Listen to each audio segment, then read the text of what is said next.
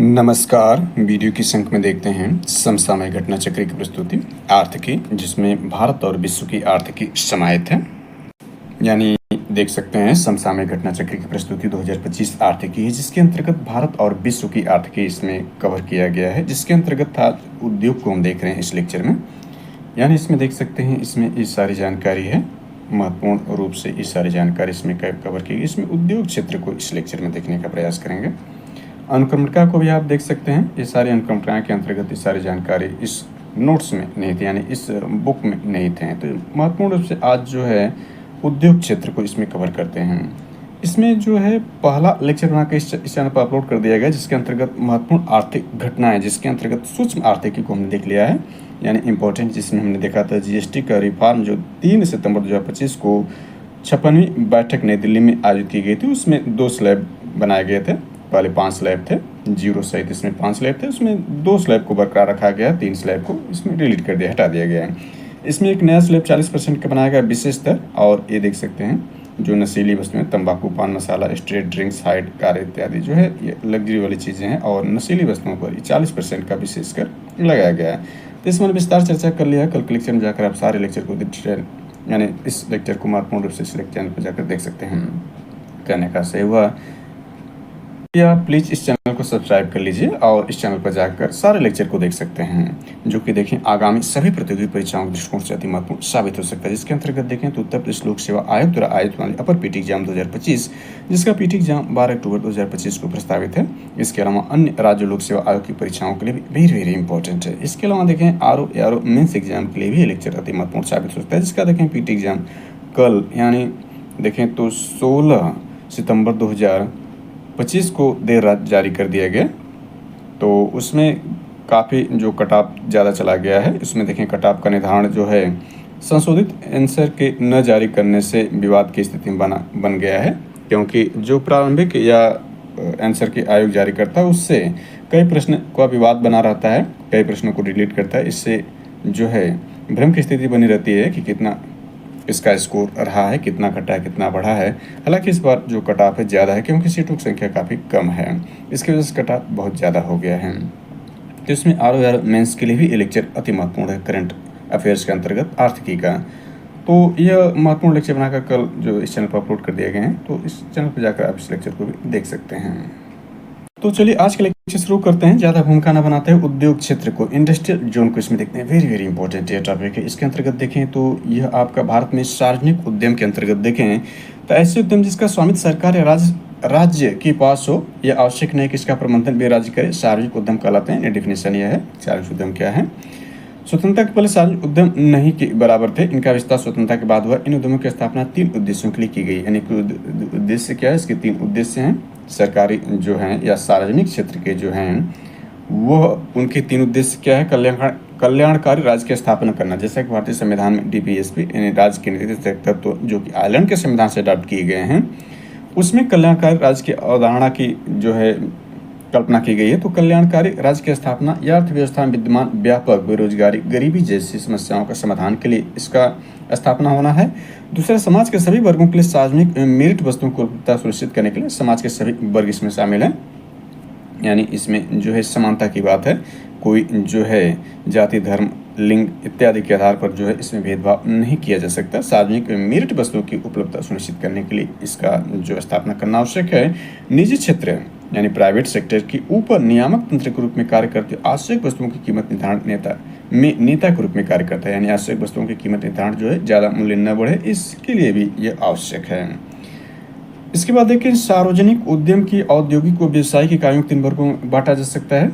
यानी जो सरकारी उद्यम है, सार्वजनिक उद्यम या औद्योगिक को व्यावसायिक इकाइयों 3 वर्गों में बांटा रखा गया है। पहले देखें तो विभागीय स्तर पर संचालित होने वाली इकाइयाँ, जिसमें रेलवे और डाक हैं, ये विभागीय स्तर पर संचालित होने वाली इकाइयाँ के अंतर्गत आती हैं। दूसरी देखें वैधानिक निगमों द्वारा संचालित गैर विभागीय इकाइयाँ, इसके अंतर्गत LIC है, FCI है, NTPC है, ONGC इत्यादि हैं, जिसमें ये नवरत्न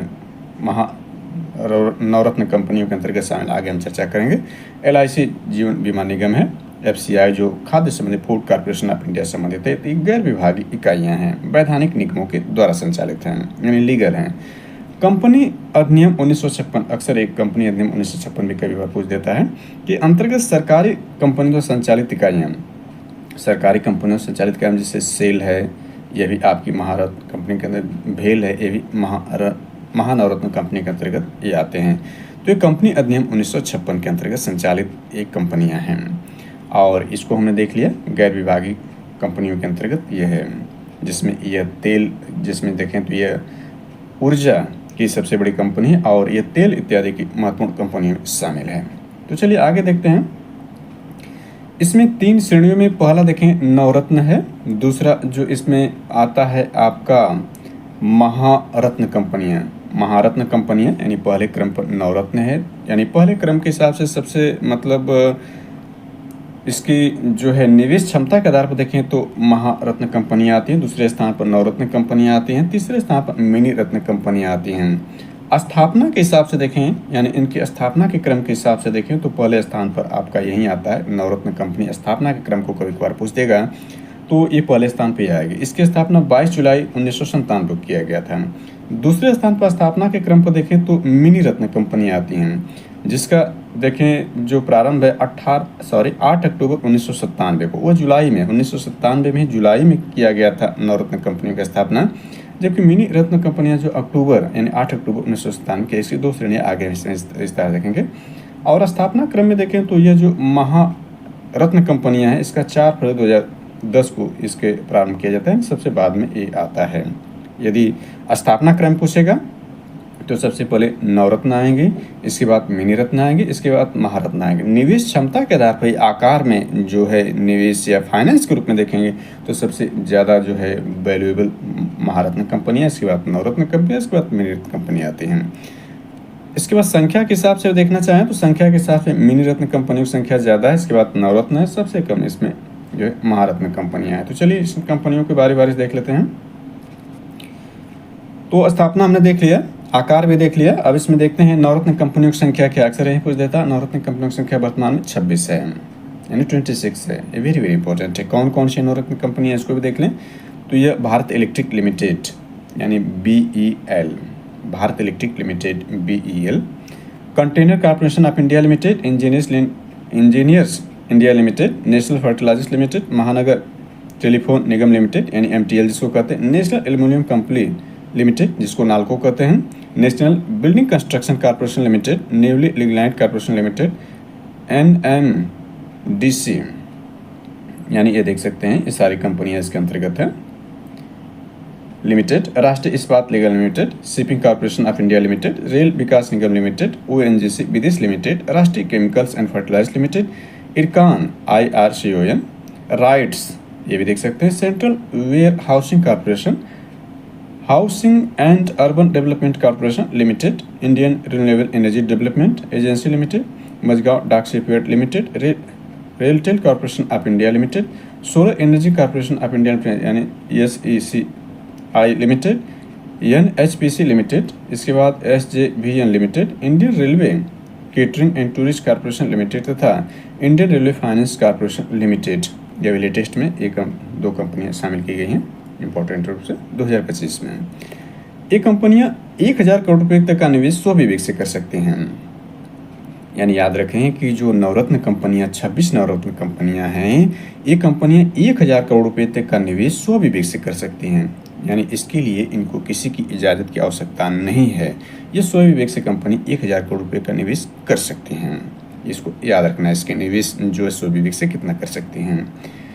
इसके बाद महारत्न कंपनियों को देखते हैं। महारत्न कंपनियां देखें तो यह नवरत्न की एक विशेष श्रेणी है, यानी नवरत्न कंपनी की ही एक विशेष श्रेणी बना दी गई है। सबसे पहले हमने देखा कि नवरत्न कंपनियां स्थापित की गई थी, उसमें जो ज़्यादा प्रॉफिट कमाने लगी, जिनका दायरा ज़्यादा बढ़ गया, उसमें एक श्रेणी बना दी गई नवरत्न महारत्न कंपनियों की। तो नवरत्न की एक विशेष श्रेणी, इस धारणा का प्रारंभ 4 फरवरी 2010 को, याद रखें कि 97 में यह शुरू किया गया था, 1997 नवरत्न। और इसके देखें 10 का मतलब 13 साल बाद जो है महारत्न कंपनी बनाई जाती है, नवरत्न कंपनियों की ही विशेष श्रेणी को लेकर के। महारत्न कंपनियों यह प्रमुख संख्या देखें तो 14 है, यानी उसके देखें तो 26 था, यहाँ 14 है, कह सकते हैं कि 12 कम यहाँ पर है। जो निम्न है यानी कहने का सही हुआ कि ये जो 14 महारत्न उपक्रम हैं, ये कभी न कभी नवरत्न थे। यानी नवरत्न से प्रमोट करके ये जो है महारत्न श्रेणी में आए हैं। तो ये विशेष श्रेणी नवरत्न की बनी। इसमें देखिए भारत हाईवे इलेक्ट्रिक लिमिटेड, यह नवरत्न में है। इसके बाद भारत पेट्रोलियम कॉर्पोरेशन लिमिटेड, कोल इंडिया लिमिटेड यानी CIL, गेल इंडिया लिमिटेड और Hindustan petroleum corporation limited, Indian oil corporation limited, NTPC limited, oil and natural gas corporation limited, power finance corporation, power grid corporation of India limited, steel authority of India limited, rural electric corporation limited, oil India limited, Hindustan electronics limited. इसको हाल में जो ये हाल है इसको शामिल किया गया था लेटेस्ट ग्रुप में। ये कंपनियां 5,000 करोड़ रुपए का निवेश स्वविवेक कर सकते हैं, यानी नवरत्न का 5 गुना। यानी महारत्न जो है वह नवरत्न का 5 गुना तक निवेश स्वविवेक से करती हैं। यानी कहने का है कि इसके लिए किसी की ज़्यादा की आवश्यकता नहीं, अपने स्वविवेक से 5,000 करोड़ रुपये का निवेश कर सकते हैं। तीसरी श्रेणी इसकी मिनी रत्न की बनती है। इस धारणा का प्रारंभ यानी दूसरे स्थान मिनी रत्न ही आता है। विशेष श्रेणी जो बनाई गई थी 2010 में महारत्न की, लेकिन उसी के बाद नवरत्न के बाद मिनी रत्न आता है। इस धारणा का प्रारंभ 8 अक्टूबर 1997 किया गया। इसकी 2 श्रेणियाँ, मिनी रत्न फर्स्ट, मिनी रत्न सेकेंड है। इसके अंतर्गत देखें तो कुल मिनी रत्न कंपनियां कितना है, 59 है। और हमने देखा था नवरत्न कंपनियां 26 है और महारत्न कंपनियां 14 है। दोनों को यदि हम जोड़ दें तो आपका ये 40 होता है। यानी दोनों के योग से भी ज़्यादा जो है मिनी रत्न कंपनियां हैं, जिसमें मिनी रत्न फर्स्ट 49 है यानी सर्वाधिक है और मिनी रत्न सेकेंड कम है यानी 10 है। श्रेणी फर्स्ट के उपक्रम 500 करोड़ रुपए या अपनी परिसंपत्ति के बराबर जो भी कम हो तक का निवेश स्वविवेक से कर सकते हैं।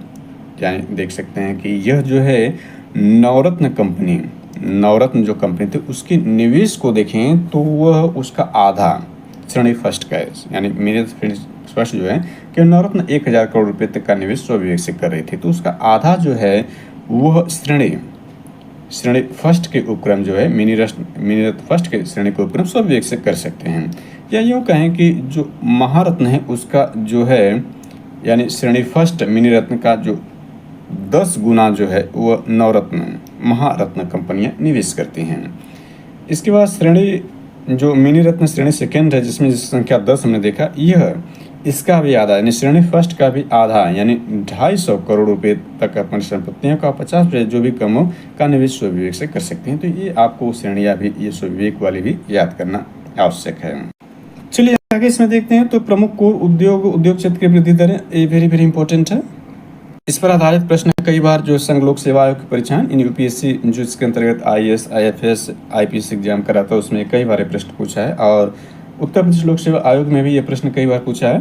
प्रमुख कोर उद्योग कौन कौन से, तो 8 कोर उद्योग होते हैं और उसमें पूछ देता है कि फला वर्ष में यानी जो लेटेस्ट वर्ष उसमें सर्वाधिक वृद्धि कौन से कोर उद्योग शामिल रहे हैं और वो कोर कंपनियाँ कौन कौन सी हैं उसमें भी विकल्प दे देता है। तो 8 कोर उद्योग हैं और उनके नाम को सबसे पहले देख लें। ये कोर उद्योग हैं यानी इसका जो मूल्यांक है या यूँ कह लें जो लाभांश है भारत सरकार सर्वाधिक प्राप्त होता है इन कोर कंपनियों पर कोर उद्योग के अंतर्गत। देखें इसमें सबसे पहले तो कोयला है, कोर उद्योग के प्रमुख कोर उद्योग के अंतर्गत शामिल है। फिर कच्चा तेल है, प्राकृतिक गैस, रिफाइनरी उत्पाद है, रिफाइनरी उत्पाद है, उर्वरक है, इस्पात, सीमेंट और विद्युत है। कोर जो है उद्योग है, ये 8 कोर उद्योग हैं। इसको भी नोट पॉइंट में रखें क्योंकि ये अक्सर नाम भी पूछ देता है कौन से कोर उद्योग के अंतर्गत हैं। वृद्धि के अंतर्गत देखें सबसे पहले इसका भारांक क्या है, यानी वृद्धि दरें प्रतिशत में है। भारांक आपका यानी सर्वाधिक भारांक के रूप में इसको आप देख सकते हैं क्या भारांक है। और इसमें वृद्धि वर्ष देखें तो इससे पहले का और लेटेस्ट में 2024-25 का दिया और उससे 1 वर्ष पूर्व का दिया है। तो इसमें सर्वाधिक भारांक के रूप में देखें तो इसमें सबसे सर्वाधिक भारांक किस कोर उद्योग का इसमें है, तो देख सकते हैं 28.04 के साथ रिफाइनरी उत्पाद का भारांक सर्वाधिक है। यानी देख सकते हैं इसमें सर्वाधिक। दूसरा देखें तो आपका विद्युत आएगा 19.85 का भारांक जो है विद्युत का है। पहले स्थान पर रिफाइनरी उत्पाद है। और वृद्धि प्रतिशत के रूप में देखें सर्वाधिक वृद्धि 2024-25 के बेस पर देखें तो सर्वाधिक वृद्धि किस में हुई, इसको आकलित करें तो आप यहाँ देख सकते हैं कि इस्पात में सर्वाधिक वृद्धि हुई है। इस्पात में जो है सर्वाधिक वृद्धि हुई है। इस्पात में देखें तो भारत जो है पूरे विश्व में इस्पात की प्रोडक्शन दूसरे स्थान पर है, पहले स्थान पर चाइना बना हुआ है। कई वर्षों से भारत दूसरे स्थान पर आ चुका है। तो इसके बाद यानी हमने देखा कि 2024-25 जो कि लेटेस्ट डाटा है, लेटेस्ट वर्ष है, उसमें सर्वाधिक जो वृद्धि दर है वो 6.8% की इस्पात में होती है। दूसरी वृद्धि को यदि हम देखना चाहें तो ये 6.3% सीमेंट का होती है। और सबसे न्यूनतम वृद्धि देखना चाहें कि सबसे न्यूनतम वृद्धि किस में हुई है, नेगेटिव वृद्धि किस में हुई है, तो आपका कच्चा तेल है, -2.2% की नेगेटिव वृद्धि है। दूसरी सबसे नेगेटिव किस में रही है, तो प्राकृतिक गैस की रही है, -1.2 की रही है। और इससे एक वर्ष पूर्व के रूप में देखना चाहें तो सर्वाधिक जो वृद्धि है वो कोयला में है, इस्पात में है। 12.5% जो है वो इस्पात में है। इसके बाद कोयला में 11.8% है। और सबसे कम देखें, यानी इससे पहले वाले वर्ष में देखें 23-24 में, तो किसी भी नकारात्मक वृद्धि नहीं हुई थी। सबसे कम कच्चा तेल में ही था, लेकिन वृद्धि पॉजिटिव थी, नकारात्मक नहीं थी। दूसरे स्थान पर जो सबसे कम वृद्धि को यदि देखना चाहें हम, तो इसमें रिफाइनरी उत्पाद में आता है। तो इसको याद कर सकते हैं, वेरी वेरी इंपॉर्टेंट है। इसके बाद देखें, यानी यहाँ पर कुल सूचकांक यहाँ पर 100% है। और इसमें देखें वृद्धि 4.5 की, इसमें वृद्धि 7.6 की है। यानी पूर्व वाले वर्ष में वृद्धि ज़्यादा थी अपेक्षा वर्तमान वर्ष के।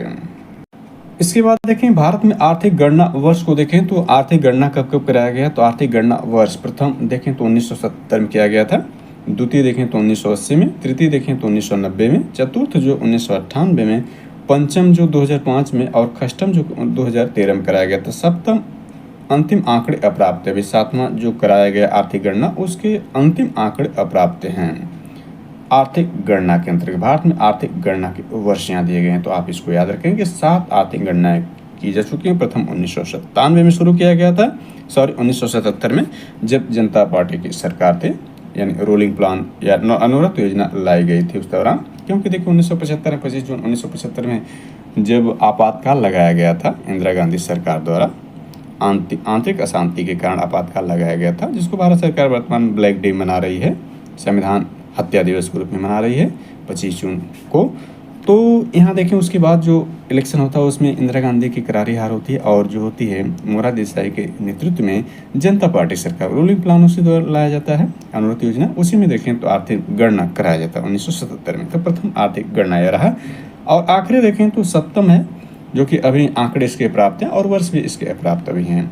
छठा तक इसमें हो चुका है, जो कि 2013 में किया गया था। अब इसमें ऊर्जा क्षेत्र यानी एनर्जी सेक्टर को देख लेते हैं। एनर्जी सेक्टर को इसमें देखें तो यह है कि 31 जुलाई 2025 तक पावर स्टेशनों की अखिल भारतीय कुल संस्थापित क्षमता थी, यानी अभी 31 जुलाई, आज देखें तो 17 सितंबर है, 17 सितंबर 2025 है। तो आज से 1.5 महीने पूर्व की बात देखें, 31 जुलाई 2025 तक पावर स्टेशनों की अखिल भारतीय कुल, यानी पूरे भारत में कुल संस्थापित क्षमता कितनी थी, यहाँ पर देख सकते हैं यह थी, यानी 4,90,060.69 मेगावाट थे। यानी पावर स्टेशन जितने थे, यानी इस डेट से देखें तो अखिल भारतीय कुल संस्थापित क्षमता जो है इतना मेगावाट की, यानी ये क्षमता रहे 4,90,060.69 मेगावाट जो है क्षमता थे। आगे इसमें देखते हैं 31 जुलाई 2025 तक देश में कुल गैर जीवाश्म ईंधन स्रोतों से प्राप्त विद्युत क्षमता क्या थे। तो इसमें देख सकते हैं यह है 2,46,271.08 मेगावाट। यानी इसमें जो शामिल है, यानी यहाँ पर जो डाटा दिया गया है, यहाँ पर देखें कुल क्षमता जो है स्टेट तक 31 जुलाई 2025 तक, यानी उसमें देखें 4,90,060.69 मेगावाट में गैर जीवाश्म ईंधन स्रोत से विद्युत ऊर्जा और जीवाश्म ईंधन स्रोत दोनों इसमें शामिल हैं। तो गैर जीवाश्म की क्षमता देखें तो ये 2,46,271.08 है, यानी इसमें देखें तो आधा जो है गैर जीवाश्म ईंधन से विद्युत क्षमता प्राप्त है, आधा जो है वो जीवाश्म ईंधन से। जीवाश्म ईंधन का मतलब जैसे कोयला, पेट्रोलियम इत्यादि आते हैं, गैर जीवाश्म ईंधन जो कोयला पेट्रोलियम के अतिरिक्त होते हैं। तो इसको देख सकते हैं, इंपॉर्टेंट है, वेरी वेरी इंपॉर्टेंट है, बन जाता है एग्जाम के दृष्टिकोण से। आगे इसमें देखते हैं तो ये इसमें हाइड्रो ऊर्जा की क्षमता कितनी थी, यानी इसमें देखें तो हाइड्रो ऊर्जा क्षमता कितनी थी। ये गैर जीवाश्म ईंधन के अंतर्गत है, जीवाश्म में नहीं। यानी हमने देखा कि गैर जो जीवाश्म है उसकी क्षमता कितना है आप देख सकते हैं 2,46,271.08 मेगावाट है गैर जीवाश्म। और गैर जीवाश्म में जो आपका हाइड्रो आता है यानी जल विद्युत आता है, हाइड्रो क्षमता देखें तो 49,628.16 मेगावाट थे। इसमें परमाणु ऊर्जा कितना है गैर जीवाश्म में? 8780 मेगावाट यानी 8,780 मेगावाट है। इसको भी आप याद रखेंगे एग्जाम दृष्टिकोण से। नवीकरणीय ऊर्जा क्षमता सांख्यिकी 2025 के अनुसार वर्ष 2024 में पवन ऊर्जा क्षमता में विश्व में शीर्ष 5 देश यानी वर्ष 2024 में देखें तो पवन ऊर्जा यानी विंड पावर के रूप में देखें विश्व के टॉप 5 कंट्री को देखें, वेरी वेरी इंपॉर्टेंट है। तो इसमें पहले स्थान पर चीन है, दूसरे स्थान पर संयुक्त राज्य अमेरिका है, तीसरे स्थान पर जर्मनी है, चौथे स्थान पर अपना देश भारत है। वेरी वेरी इंपॉर्टेंट है। ये टॉप 5 में भारत जो है चौथे स्थान पर। किस पवन ऊर्जा क्षमता में विश्व में टॉप 5 में भारत चौथे स्थान पर वर्ष 2024 के हिसाब से। नवीकरण ऊर्जा क्षमता सांख्यिकी 2025 के डाटा के हिसाब से। नवीकरण का मतलब ये होता है जिसको हम नवीकरण कर सकते हैं, पुनः उसको हम नवीन के रूप में उपयोग कर सकते हैं, यानी जो खर्चा नहीं होता है उसको हम नवीकरण के रूप में कर सकते हैं। वर्ष 2024 में सौर ऊर्जा यानी सोलर एनर्जी क्षमता में विश्व के शीर्ष 5 देश देखें तो इसमें पहले स्थान पर चीन है, दोनों में चीन है, दूसरे स्थान पर दोनों में ही अमेरिका है, तीसरे स्थान पर इसमें भारत आ गया है। यहाँ चौथे स्थान पर था, इसमें तीसरे स्थान पर है। इसको याद रखें, वेरी वेरी इंपॉर्टेंट है कि सोलर एनर्जी में भारत जो है तीसरे स्थान पर है पूरे विश्व में, और विंड पावर में चौथे स्थान पर है। पहला दूसरा स्थान बना हुआ है, इसमें तीसरे स्थान पर आपका जो है जो भारत है सौर ऊर्जा में, यहाँ पर तीसरे स्थान पर जर्मनी, चौथे स्थान पर भारत है। भारत नवीकरण ऊर्जा की स्थापित क्षमता में चौथे स्थान पर है। नवीकरण ऊर्जा स्थापित क्षमता का मतलब इन दोनों को भी ऐड कर दिया जाए, सारे नवीकरण ऊर्जा क्षमता के अंतर्गत ही आती है, यानी गैर जीवाश्म के अंतर्गत आते हैं। तो इस दृष्टिकोण से भारत जो चौथे स्थान पर है। विंड पावर में चौथा स्थान, सोलर पावर में पूरे विश्व में तीसरा स्थान, और टोटल नवीकरण में भारत जो है चौथे स्थान पर। इसको आप याद कर सकते हैं। और इसमें डाटा देखें तो यहाँ संचयी सौर स्थापित क्षमता राज्यवार देखें, जैसा कि हम जानते हैं कि भारत में वर्तमान में 28 राज्य 8 केंद्र शासित प्रदेश हैं। तो इसमें संचयी सौर स्थापित क्षमता के हिसाब से राज्यों के हिसाब से देखें पहले स्थान पर कौन है, यानी सबसे ज़्यादा सौर ऊर्जा क्षमता 31 जुलाई 2025 तक कहाँ पर होता है। तो इसमें देखें पहले स्थान पर सौर ऊर्जा में पहले स्थान पर पूरे भारत में राजस्थान का स्थान है। यहाँ देख सकते हैं कितना है, 32,317.19 मेगावाट जो है सौर ऊर्जा का उत्पादन अकेले राजस्थान करता है। इसके बाद दूसरे स्थान गुजरात है, 21,904.55 मेगावाट का प्रोडक्शन करता है।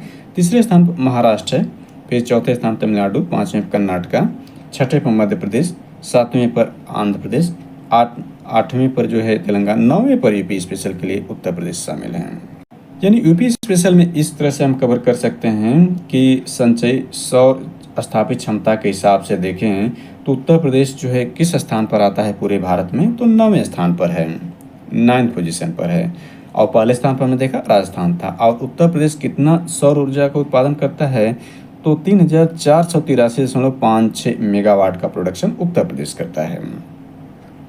और सर्वाधिक कौन करता है, सर्वाधिक जो है राजस्थान करता है। राजस्थान से देखें तो लगभग 10 गुना कम है, लगभग 10 गुना कम जो उत्तर प्रदेश से, और 9वें स्थान पर है।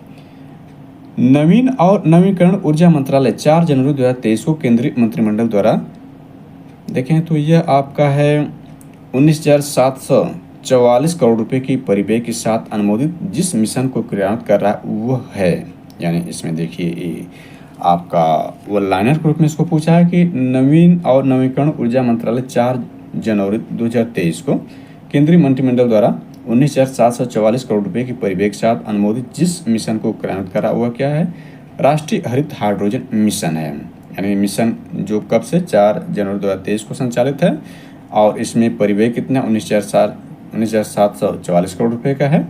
और यह किस मंत्रालय के दिन, नवीन और नवीकरण ऊर्जा मंत्रालय द्वारा यह संचालित या क्रियान्वित किया जा रहा है। भारत के लिए हरित हाइड्रोजन मानक को अधिसूचित किया गया था 19 अगस्त 2023 को। राष्ट्रीय हरित हाइड्रोजन मिशन के लिए अनुसंधान एवं विकास रोडमैप का अनावरण किया गया 7 अक्टूबर 2023 को। सौर पार्कों और अल्ट्रा मेगा सौर ऊर्जा परियोजनाओं के विकास की योजना शुरू की गई दिसंबर 2014 में। इसकी कुल कितनी क्षमता है, तो 20 मेगावाट की है। मार्च 2017 में वर्ष 2025-26 तक सोलर पार्क योजना की क्षमता 20,000 मेगावाट से बढ़ाकर कर दिया गया है 40,000 मेगावाट, यानी दुगना, जस्ट दुगना कर दिया गया है।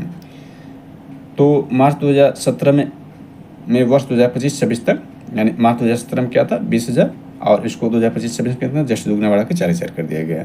13 मार्च 2023 को भारतीय रिजर्व बैंक ने IREDA यानी इसको देख सकते हैं IREDA यानी इरेडा का दर्जा प्रदान किया इंफ्रास्ट्रक्चर फाइनेंस कंपनी IFC को। ऊर्जा घाटा वर्ष 2013-14 में था, यानी 4.2% था ऊर्जा घाटा। अगले प्रश्न इसमें देख सकते हैं आपका यह है, यानी इसमें पवन ऊर्जा के रूप में भी दिया गया है, यानी टेबल बनाया गया है। वर्ष 2022-23 में यह घटकर कितना हो गया था, तो 0.5% हो गया था, यानी आधे प्रतिशत था।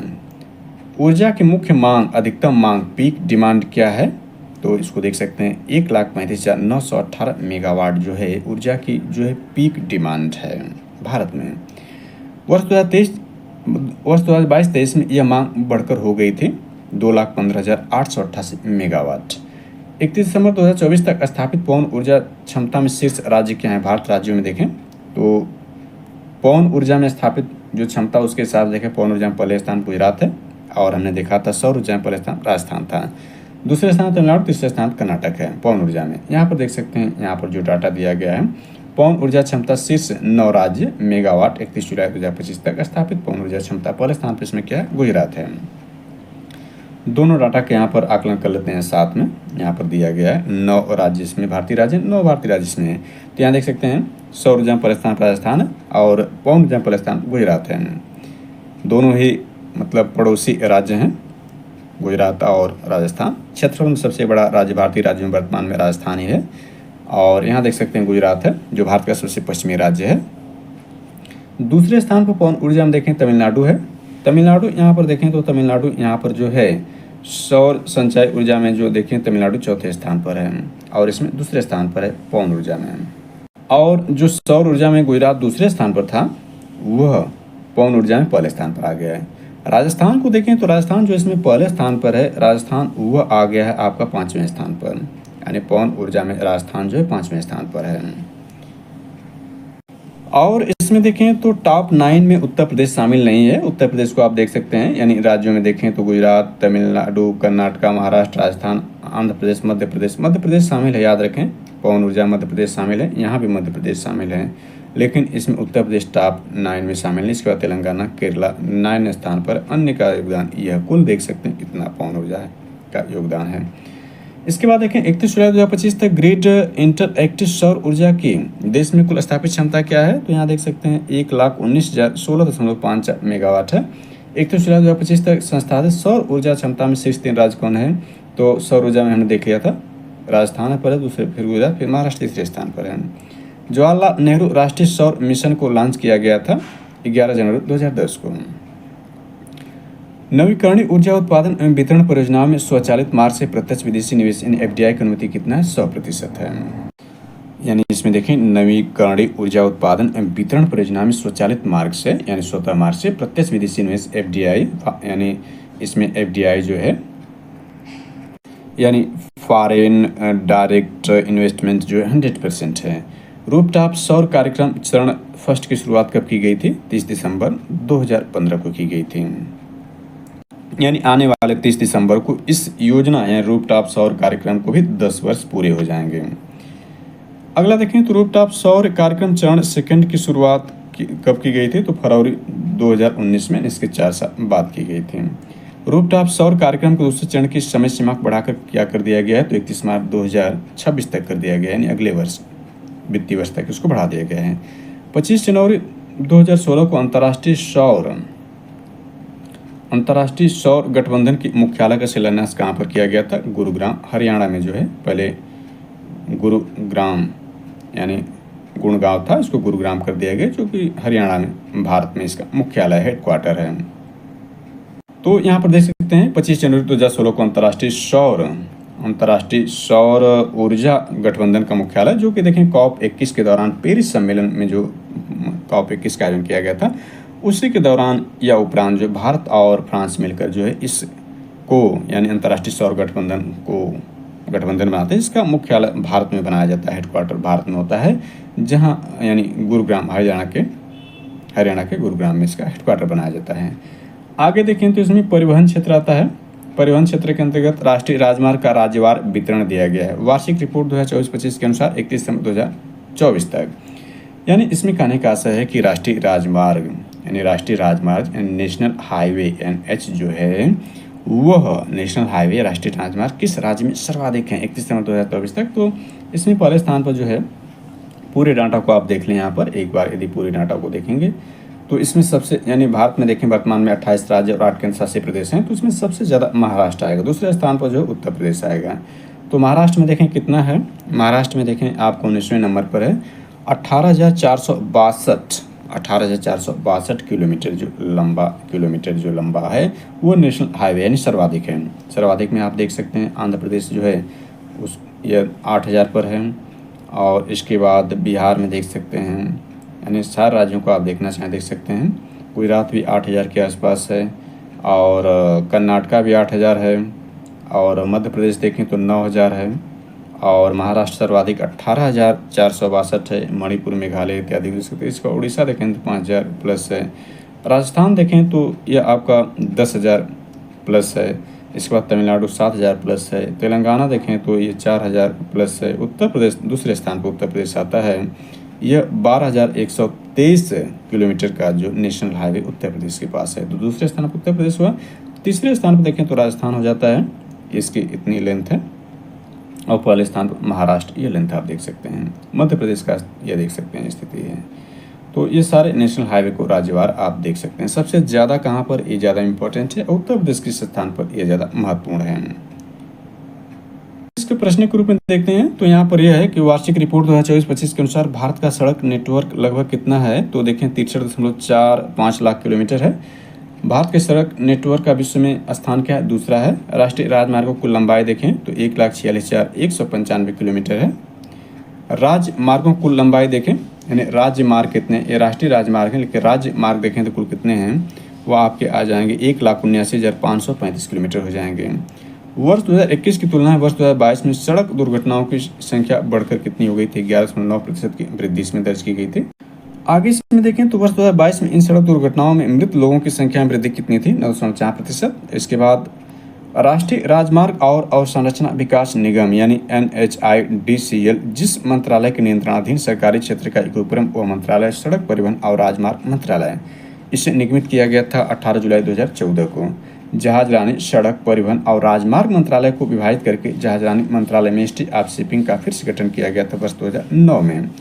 देश में अंतर्देशीय जल परिवहन को बढ़ावा देने के लिए राष्ट्रीय जलमार्ग अधिनियम 2016 के तहत कुल राष्ट्रीय राजमार्ग घोषित किए गए थे, यानी राष्ट्रीय जलमार्ग घोषित किए गए थे, राष्ट्रीय जलमार्ग 111 जलमार्गों को घोषित किया गया था राष्ट्रीय जलमार्ग अधिनियम 2016 के तहत। उसके बाद इसमें देखें तो ये बनता है राष्ट्रीय जलमार्ग अधिनियम 2016 के तहत नए जलमार्ग घोषित किए गए थे 106। राष्ट्रीय जलमार्ग अधिनियम 2016 लागू हुआ था 12 अप्रैल 2016 को।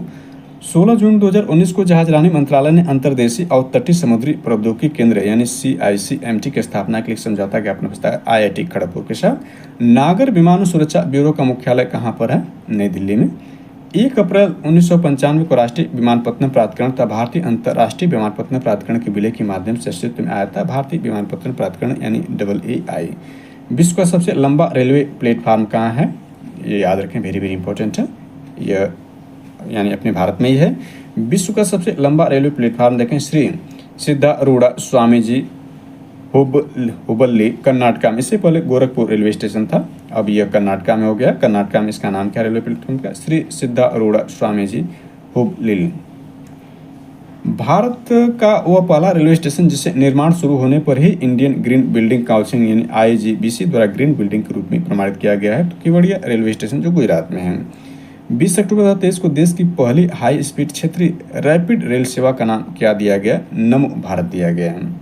यानी पहली हाई स्पीड क्षेत्रीय रैपिड सेवा का नाम क्या, नमो भारत नाम दिया गया है। भारत का देखें तो भारत का 18वां रेलवे जोन दक्षिण तटीय रेलवे के रूप में विशाखापट्टनम आंध्र प्रदेश में प्रस्तावित है, यानी 18वां रेलवे जोन। तो सारे रेलवे जोन को भी यहाँ हम देख सकते हैं। भारतीय रेलवे जोन उनके मुख्यालय को देख सकते हैं, जहाँ पूछा जा सकता है। तो उत्तर रेलवे का देखें तो नई दिल्ली में है, पूर्वोत्तर रेलवे गोरखपुर में है, पूर्वोत्तर सीमांत रेलवे का मलीगांव गुवाहाटी में है, यानी असम के गुवाहाटी में यानी मलीगांव। पूर्वोत्तर रेलवे कोलकाता है। दक्षिण पूर्व रेलवे देखें कोलकाता गार्डन रीच है। दक्षिण मध्य रेलवे देखें सिकंदराबाद, हैदराबाद सिकंदराबाद जुड़े शहर के रूप में आते हैं, यानी तेलंगाना में है। दक्षिण रेलवे देखें तो चेन्नई, मध्य रेलवे देखें तो मुंबई CSMT, और पश्चिम रेलवे देखें मुंबई चर्च गेट तक, दक्षिण पश्चिम रेलवे हुबली, उत्तर पश्चिम रेलवे जयपुर, पश्चिम मध्य रेलवे देखें तो जबलपुर, और उत्तर मध्य रेलवे का प्रयागराज यानी अपने प्रयागराज यानी पूर्व के इलाहाबाद में यह है उत्तर मध्य रेलवे। दक्षिण पूर्व रेलवे के देखें तो Bilaspur, east coast railway Bhubaneswar, पूर्व मध्य रेलवे हाजीपुर, कोलकाता मेट्रो जो एक कोलकाता मेट्रो कोलकाता, यानी ये 17 जो है जोन है, जबकि 18वां रेलवे जोन दक्षिण तटीय रेलवे विशाखापट्टनम आंध्र प्रदेश प्रस्तावित अभी है। ये 17 रेलवे जोन और उसके मुख्यालय को हमने देखा यहाँ पर। चलिए आगे देखते हैं। आगे इसमें वर्ष 2023 के दौरान भारत में विदेशी पर्यटकों के आगमन यानी FTA के लिए शीर्ष 3 स्रोत देश कौन से हैं? सबसे ज़्यादा जो है वो भारत में कहाँ से विदेशी पर्यटक आए? तो सबसे ज़्यादा बांग्लादेश में दूसरे स्थान पर आए, संयुक्त राज्य अमेरिका तीसरे स्थान यूनाइटेड किंगडम से आए। यानी डाटा आगे हम देखेंगे, डाटा को बल्कि देखकर ही प्रश्न पर चलते हैं तो ज़्यादा आसान रहेगा। यहाँ डाटा दे सकते हैं कि 2023 में भारत में विदेशी पर्यटक आगमन यानी FTA हेतु शीर्ष 15 स्रोत देश कौन? सबसे ज़्यादा देख सकते हैं बांग्लादेश में आए हैं, और इनकी संख्या यदि देखना चाहें तो 2, 2, 4, 2, 6, 1, 7 यानी 21,19,826 लोग आए, और इसका हिस्सा कितना 23.7% है। दूसरी तरफ संयुक्त राज्य अमेरिका, इसका देखें 16,91,498 लोग भारत में आगमन किया, और इनका हिस्सा 17.8%। तीसरे स्थान पर यूनाइटेड किंगडम है, यह देख सकते हैं 9,20,591 लोग भारत आए, ये 9.7%। इसके बाद ऑस्ट्रेलिया का स्थान आता है, यह है 4,56,167 लोग भारत आए इस दौरान, और यह जो है चौथे स्थान पर है, 4.8% का इसका हिस्सा है। इसके बाद कनाडा के लोग आए, 3,85,998 लोग आए और 4.1%। इसके बाद श्रीलंका का भी देख सकते हैं, यानी भारत का जो सबसे लंबी सीमा साझा करता है, भूमि सीमा साझा करता है, बांग्लादेश करता है भारत के 5 राज्यों के साथ, ये सबसे लंबी सीमा साझा करता है, 4,000 से ज़्यादा इसकी सीमा है। और देखें तो श्रीलंका जो समुद्री सीमा बनाता है पड़ोसी देशों में भारत के शामिल है, यह देखें तो 6ठे स्थान पर है, और पड़ोसी देशों में कोई शामिल नहीं है, यानी दूसरा से लेकर 5वें तक ये सारे ही भारत के जो दूरस्थ संबंधी हैं या ये कह सकते हैं देश हैं जिनके साथ भारत का राजनीतिक और व्यापारिक संबंध है ये हैं। हालांकि अमेरिका के साथ भारत के व्यापारिक संबंध अभी विवादों में चल रहा है या खटास में पड़ गया, जिसमें अमेरिका ने भारत पर 50% एक तरफा 50% टैरिफ लगा दिया, जिससे भारत और अमेरिका के बीच जो व्यापार है वह मंद पड़ गया वर्तमान स्थिति में। हालांकि इसको फ्यूचर में ऐसी गतिविधियाँ लग रही है कि जल्दी इसको अमेरिका समाप्त कर देगा, क्योंकि इससे भारत से ज़्यादा अमेरिका को नुकसान हो रहा है, वह चाहे क्षेत्रीय भू राजनीतिक के रूप में है चाहे वैश्विक राजनीतिक के रूप में। भारत का प्रभुत्व कम नहीं किया जा सकता। भारत एक उभरती हुई वैश्विक शक्ति के रूप में अपने आप को स्थापित कर रहा है और कर लेगा। 2047 तक एक विकसित राष्ट्र के रूप में अपने आप को स्थापित कर लेगा। तब वह पूरे विश्व में उसका प्रभुत्व जैसे अमेरिका में आज है या पहले था, वैसा भारत का स्थिति बन सकती है। तो ये सब स्थितियाँ जो है फ्यूचर में ऐसा होने की संभावना प्रबल है, क्योंकि यहाँ पर मानव आर्थिक शक्ति और युवा शक्ति सबसे प्रबल, सबसे ज़्यादा पूरे विश्व में है। उसका सही दिशा में और सही दिशा में उपयोग करके ही मानव शक्ति को उससे उपयोग करके उसको लाया जा सकता है। ये तभी होगा जबकि यहाँ पर जो ज्ञान है ब्रेन ड्रेन न हो, विश्व के अन्य देशों में न जाए। भारत में जो ज्ञान भारत में प्राप्त कर रहे हैं वो भारत में उसकी सेवाएं दें, तभी ऐसा संभव होगा। और यहाँ के ज्ञान यदि दूसरे देश में जाएंगे तो स्थिति जो उतना सार्थक नहीं हो पाएगी। और भारत के लोगों को, भारत की गवर्नमेंट जो चुनी हुई सरकार है, जो भारत के लोगों के प्रतिनिधि हैं, वो अपने आप को राजा न माने, वो भारत के ही एक मात्र प्रतिनिधि हैं। क्योंकि यहाँ की जो वास्तविक सरकार जनता है, जनता अपनी शक्ति को नहीं पहचान पाएगी, यानी गरीबी भूखमरी में डूबी रहेगी तो वास्तविक शक्ति नहीं पहचान पाएगी। जब तक जनता अपनी वास्तविक शक्ति को नहीं पहचानेगी तब तक उनके चुने हुए प्रतिनिधि यदि राजा की तरह व्यवहार करेंगे, उनको जो है मूलभूत सुविधाएँ या उनको रोजगार या यूँ कह लें उनको जो है मानव संसाधन को उपयोग करने लायक नहीं बनाने के सक्षम कर पाएंगे, तो उनका जो होगा वो धिक्कार होगा। यदि अपनी जनता के साथ ऐसा वो नहीं कर पाते हैं तो भारत विश्व में 2047 तक भारत की अपनी आज़ादी की 100वीं वर्षगांठ के रूप में मना रहा होगा, तो इनको जो होगा वो दोष देगा नेताओं को जो वर्तमान में इस वक्त कर रहे हैं या वर्तमान में जिनको ये मौका मिला है या जो करके जा चुके हैं। तो उनको जिनको मौका मिला है उनको इससे संपूर्ण रूप से प्रयास करना चाहिए, तभी ये देश उनको माफ़ कर पाएगा, अन्यथा जो है वह इतिहास के पन्नों में कहीं खो जाएंगे। तो चलिए इस पर देखते हैं। तो ये हम देख रहे हैं कि आगमन के रूप में जो पर्यटक है, आप इसको एक बार देख लें, ये सारे आगमन वाले देश के रूप में इसको हम देख सकते हैं। तो चलिए इसको ऑनलाइन और फॉर्मेट में देख लेते हैं यहाँ पर। तो वर्ष 2023 के दौरान भारत में विदेशी पर्यटकों के आगमन FTA के लिए शीर्ष 3 स्रोत देश हमने देख लिया। बांग्लादेश पहला, दूसरा तीसरा यूनाइटेड किंगडम। वर्ष 2023 के दौरान भारत में विदेशी पर्यटकों के आगमन FTA के लिए शीर्ष 3 अंतर्राष्ट्रीय चेक पोस्ट कौन हैं? यानी सबसे ज़्यादा जो आए थे अंतर्राष्ट्रीय, तो दिल्ली हवाई अड्डा पर आए, फिर मुंबई हवाई अड्डा, फिर हरदास भूमि चेक पोस्ट पर आए। वर्ष 2023 के दौरान अंतर्राष्ट्रीय पर्यटन प्राप्तियों के मामले दुनिया के शीर्ष 3 देश कौन है? पहले स्थान फ्रांस बना हुआ है, कई बार एग्जाम पूछता है कि सबसे ज़्यादा जो अंतर्राष्ट्रीय पर्यटक हैं तो फ्रांस में, दूसरे स्थान पर स्पेन, तीसरे स्थान पर संयुक्त अरब अमेरिका है। वर्ष 2023 में दुनिया भर में अंतर्राष्ट्रीय पर्यटकों के आगमन की वृद्धि दर्ज की गई, 33.3% की वृद्धि दर्ज की गई, यानी सब में 3 है, इसको याद कर सकते हैं। वर्ष 2023 के दौरान भारतीय नागरिकों के प्रस्थान NIND के शीर्ष 3 गंतव्य, यानी भारतीय लोग सबसे ज़्यादा कहाँ गए? तो सबसे ज़्यादा जो है संयुक्त अरब अमीरात में गए, फिर सऊदी अरब में, इसके बाद तीसरे स्थान पर संयुक्त अरब अमेरिका गए भारतीय लोग पर्यटक के रूप में। इसके बाद इसमें देखें तो वर्ष 2023 में विदेशी पर्यटकों की संख्या में भारत के, यानी वर्ष 2023 में विदेशी पर्यटकों की संख्या में भारत में शीर्ष 3 राज्य केंद्र शासित प्रदेशों में विस्तार कितने, यानी सबसे ज़्यादा विदेशी पर्यटक कहाँ पर आए, किस राज्य में आए? तो पहले स्थान पर महाराष्ट्र। ये वेरी इंपॉर्टेंट, इसको आप याद कर लें। सबसे ज़्यादा बांग्लादेश के आए, हमने देख लिया डाटा के हिसाब से। और राज्यों में भारत के 28 राज्य, 8 केंद्र शासित प्रदेश हैं। राज्यों में सर्वाधिक ज़्यादा विदेशी पर्यटक कहाँ आए? तो पहले स्थान महाराष्ट्र, दूसरे स्थान गुजरात, तीसरे स्थान पश्चिम बंगाल पर आए हैं। इसके बाद वर्ष 2023 में घरेलू पर्यटकों की संख्या में भारत में शीर्ष 3 राज्य केंद्र शासित प्रदेशों की हिस्सेदार देखें तो इसमें पहले स्थान पर उत्तर प्रदेश रहता है। घरेलू में पर्यटक पूछेगा तो पहले स्थान पर उत्तर प्रदेश जाएगा, फिर दूसरे तमिलनाडु, तीसरे कर्नाटक होगा। वित्तीय वर्ष 2023-24 के दौरान ASI के तहत शीर्ष 5 केंद्रीय संरक्षित स्मारक जिसमें भारतीय पर्यटकों की संख्या सबसे अधिक है।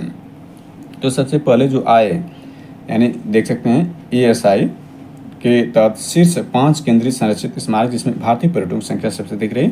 भारतीय पर्यटकों सबसे पहले भारतीय पर्यटक क्या है? ताजमहल आगरा में गए, फिर स्वर्ण मंदिर कोणार्क यानी उड़ीसा में गए, इसके बाद कुतुब मीनार को देखा दिल्ली में, लाल किले को देखा, एलोरा की गुफा देखा, ये आपका महाराष्ट्र में। वित्तीय वर्ष 2023-24 के दौरान ASI के तहत शीर्ष 4 केंद्रीय संरक्षित स्मारक जिसमें सबसे अधिक विदेशी पर्यटक आए, तो उससे स्थान पर उसमें भी पहले स्थान ताजमहल है आगरा का, दूसरे कुतुब मीनार दिल्ली, फिर आगरा का लाल किला, हुमायूं का मकबरा भी विदेशी पर्यटक से सर्वाधिक है। ई वीजा नामित एयरपोर्ट और बंदरगाहों के माध्यम से प्रवेश के लिए मान्य है 31 एयरपोर्ट और 6 बंदरगाह हैं। ई वीजा प्राप्त करने वाले पर्यटकों के लिए प्रवेश बंदरगाह कौन कौन से हैं? तो मुंबई बंदरगाह, Cochin, Mormugao port, Chennai port, new Mangalore port और पोर्ट ब्लेयर पोर्ट शामिल हैं। वर्ष 2023 में भारत आने वाले 95 से 2 लाख विदेशी पर्यटकों में से अधिकांश, यानी 79 हवाई मार्ग से, उसके बाद स्थल मार्ग 20.1% और समुद्री मार्ग से इतने सर्वाधिक हवाई मार्ग से आए हैं, फिर इसके बाद स्थल मार्ग से आए, फिर इसके बाद समुद्री मार्ग से सबसे कम आए। वर्ष 2022 के लिए एक आंकड़े क्रमशः, यानी 2022 में देखें तो इतने हवाई मार्ग से, इतने जो स्थल मार्ग से और इतने जो आपके थे वह आपका समुद्री मार्ग से आए थे। स्थल मार्ग से आने वाले पर्यटकों में मुख्यतः कौन थे? बांग्लादेश और पाकिस्तान के पर्यटक शामिल थे। सर्वाधिक पर्यटक हमने देखा कि जो है बांग्लादेश से आए हैं वर्तमान में। वर्ष 2023 के दौरान भारत में लिंगवार यानी FTA में 57% पुरुष आए, 42% महिलाएं शामिल थे। वर्ष 2022 में FTA पुरुष महिला विभाजन क्रमशः 58% और 42% था। वर्ष 2023 में भारत में विदेशी पर्यटकों के प्रवास की औसत अवधि 22.7 दिन थी। पर्यटन मंत्रालय द्वारा तैयार मासिक अनुमानों के अनुसार वर्ष 2023 में भारत में पर्यटन से प्राप्त FEE भारतीय रुपये में देखें तो इतना प्राप्त हुआ है, यानी काफ़ी रुपये प्राप्त हुआ है। 23,02,426 यानी 2,31,927 करोड़ रुपये प्राप्त हुआ, जबकि वर्ष 2022 में देखें तो उससे कम था, यानी 1,69,917 करोड़ रुपये प्राप्त हुआ था। यह वर्ष 2022 की तुलना में 2023 में 36.5% की वृद्धि दर्ज करती है। अमेरिकी डॉलर के संदर्भ में 2023 में पर्यटक से प्राप्त FEE 22.07 बिलियन अमेरिकी डॉलर रहे हैं। इसके बाद इसमें देख सकते हैं कि जबकि वर्ष 2022 में ये 21.360 बिलियन अमेरिकी डॉलर थी, इसमें 31.5% की वृद्धि दर्ज की गई। वर्ष 2091 के दौरान भारत से भारतीय नागरिकों के प्रस्थान की संख्या देखें तो 1.94 मिलियन थी, जो कि 8.64 की चक्रवृद्धि वार्षिक वृद्धि दर के साथ 2023 में बढ़कर 27.9 मिलियन हो गए हैं। वर्ष 2023 में भारत से भारतीय नागरिकों के प्रस्थान के लिए शीर्ष 3 हवाई अड्डे के रूप में देखें तो पहले दिल्ली हवाई अड्डा 24.1% लोग यहाँ से प्रस्थान किए, भारतीय नागरिक प्रस्थान किए। फिर मुंबई से देखें दूसरे स्थान पर, यहाँ से लोग विदेशों के लिए गए भारतीय पर्यटक। फिर कोचीन से देखें तीसरे स्थान पर। वर्ष 2022 के दौरान दिल्ली, मुंबई और चेन्नई हवाई अड्डों के हिस्सेदारी क्रम से, यानी दिल्ली सर्वाधिक तब था, फिर इसके बाद मुंबई दूसरे स्थान पर, इसके बाद चेन्नई तीसरे स्थान पर, जबकि कोचीन तीसरे स्थान पर आ गया था 2023 में। पर्यटन भारत सहित अनेक देशों के आर्थिक विकास का प्रमुख साधन और विदेशी मुद्रा आय का एक महत्वपूर्ण स्रोत है। पर्यटन मंत्रालय का मुख्य उद्देश्य भारत में पर्यटन को बढ़ावा और सुगम बनाना है। वर्ष 2024 में भारत में 9.6 मिलियन अंतरिम विदेशी पर्यटक आगमन FTA दर्ज किए गए, जिसमें से देखें 2,77,842 करोड़ रुपए अंतरिम अनुमानित विदेशी मुद्रा आय यानी FWI प्राप्त हुई। यह वृद्धि 19.8% वृद्धि दर्शाता है। इसके अतिरिक्त राज्य सरकारों, संघ राज्य क्षेत्र प्रशासनों द्वारा प्रस्तुत किए आंकड़ों और पर्यटन मंत्रालय के पास उपलब्ध अन्य जानकारी के अनुसार 2023 के दौरान देश भर में घरेलू पर्यटन यात्राओं DTV की संख्या 25 यानी 2509.13 मिलियन थी। पर्यटन मंत्रालय द्वारा जारी के अध्ययन तीसरे पर्यटन सैटेलाइट अकाउंट TSA के अनुसार वर्ष 2022-23 के दौरान भारत में पर्यटन से जुड़ी नौकरियों का अनुमानित हिस्सा 12.57% है। दिसंबर 2024 की स्थिति के अनुसार 9 उपश्रेणियों जैसे पर्यटक वीजा, व्यवसाय वीजा, चिकित्सा वीजा, चिकित्सा सहयोगी वीजा, सम्मेलन वीजा, आयुष वीजा, आयुष सहयोगी वीजा, स्टूडेंट वीजा और स्टूडेंट एक्स वीजा के अंतर्गत 167 देशों के नागरिकों को वीजा सुविधा प्रदान की गई है। वीजा 31 नामित एयरपोर्ट और 6 नामित बंदरगाहों के माध्यम से प्रवेश के लिए मान्य है। इसके बाद इसमें देख सकते हैं सब जानकारी कवर की गई है कि वीजा शुल्क घटाकर 5 वर्षों के लिए $80, 1 वर्ष के लिए $40, यानी देख सकते हैं पर्यटक वीजा शुल्क घटाकर 5 वर्ष के लिए जो रहेंगे $80 रहेगा, 1 वर्ष के लिए $40 और 1 माह के लिए पर्यटक वीजा शुल्क मंदी की अवधि के लिए $10 और व्यस्तम अवधि के लिए $25 कर दिया गया। वेरी वेरी इंपॉर्टेंट है, इसको आप नोट पॉइंट करके रखें। स्वदेश दर्शन योजना के तहत विकास के लिए 15 विषयगत परिपथों की पहचान की गई। नामतः पूर्वोत्तर भारत परिपथ यानी 15 में पहला जो 15 विषय में पहला पूर्वोत्तर भारत परिपथ, बौद्ध परिपथ दूसरा, हिमालयन परिपथ तीसरा, अब तटीय परिपथ, कृष्णा परिपथ, मरुस्थल परिपथ, जनजातीय परिपथ, पारिस्थितिकी परिपथ, वन्यजीव परिपथ, ग्रामीण परिपथ, आध्यात्मिक परिपथ, रामायण परिपथ, विरासत परिपथ, तीर्थकर परिपथ और सूफी परिपथ शामिल है। 15 विषयगत परिपथों की पहचान की गई पर्यटन की दृष्टि से। Very very important. 21 योजना के स्वदेश दर्शन के अंतर्गत अक्टूबर 2017 में प्रसाद का नाम बदलकर तीर्थस्थल जीर्णोद्धार एवं आध्यात्मिक विरासत संवर्धन अभियान संबंधी राष्ट्रीय मिशन प्रसाद कर दिया गया। वर्तमान में प्रसाद योजना के तहत 27 राज्यों, संघ राज्य क्षेत्रों में 48 परियोजनाओं को मंजूरी दी गई है। 25 परियोजनाएं वास्तविक रूप से पूरी हो चुकी हैं और 22 परियोजना क्रियान्वयन चल रहा है। एक परियोजना को राज्य सरकार के अनुरोध पर बंद करने की प्रक्रिया चल रही है। पर्यटन मंत्रालय ने घरेलू और विदेशी पर्यटकों को भारत में यात्रा संबंधी सूचना प्रदान कर और संरक्षा तथा सुरक्षा की भावना पैदा कर सुविधा और सहायता प्रदान करने के लिए फरवरी 2016 में हिंदी और अंग्रेजी सहित 12 भाषाओं अंग्रेजी और हिंदी के अलावा 10 अंतर्राष्ट्रीय भाषाएं अरबी, फ्रेंच, जर्मन, इटालियन, जापानी, कोरियन, चाइनीज, पुर्तगाली, रशियन और स्पेनिश में टोल फ्री नंबर देखें तो ये नंबर दिए, संक्षिप्त कोड ये आपका है। टोल फ्री पर्यटन हेल्पलाइन शुरू की।